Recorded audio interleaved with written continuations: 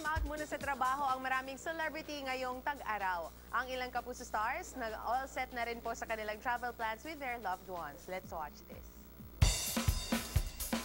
Opisyal na nagsimula ang summer, kaya naman na marami sa atin nakahanda na para sa kaliwat ka ng vacation and travel destinations.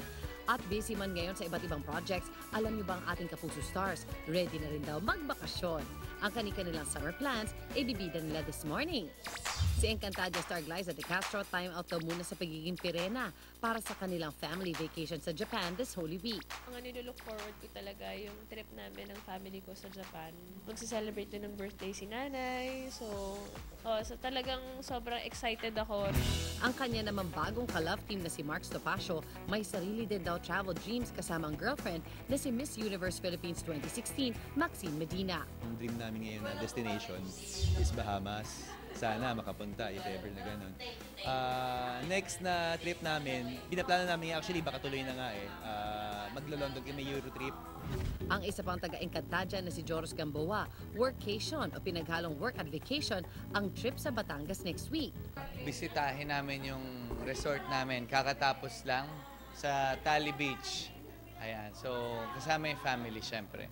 Habang si Buboy Villar naman sa Bulacan daw ang destinasyon ngayong Semana Santa kasama ang kanyang fiancé. Ito kasi itong sa amin ito, nasa Bulacan kami. Kasama ko yung fiancé ko. So kami lang dalawa. So pupunta kami dun sa grotto kasi hindi niya pa nakikita yun. Masaya na kami basta't magkasama na kami, nagbabiyahe lang kung saan-saan. Bukod sa pagbabahagi ng kanilang summer plans, may bonus din sina Glyza, Joros, Marks at Buboy kung ano-ano nga ba ang para sa kanila ideal things to do when traveling. Una, plan and research. Hindi talaga namin makit ng bundok, tapos plus beach. So lahat, nag-research kami ng mga gandang mga beach, kung ano yung pupuntahan namin. Pangalawa, discover unusual places. Siguro yun yung isa sa mga must ko na talagang mapuntahan yung mga unusual places. So, Ikatlo, try local food.